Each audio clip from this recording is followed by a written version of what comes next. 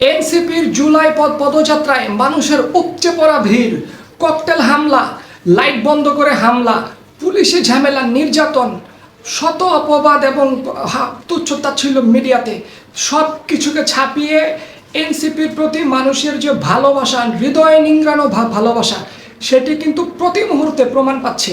ঢাকার বাইরে যখনই এনসিপি যাচ্ছে, মানুষের বড় জনসমাগম কিন্তু তাদেরকে ঘিরে দেখা যাচ্ছে। এবং গতকালকে এনসিপি টাঙ্গাইলে জনসভা করেছে, আপনারা দেখবেন।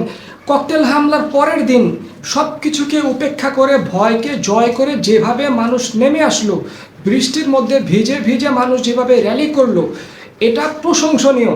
নতুন দল হতে পারে, লোকবল সংকট, ম্যান পাওয়ার সংকট হয়তো থাকতে পারে, কিন্তু মানুষের ভালোবাসা কিন্তু এনসিপিকে ঘিরে কোনো কমতি নাই। এই দল বড় দল হয়ে উঠবেই উঠবে, এতে কোনো সন্দেহ নাই।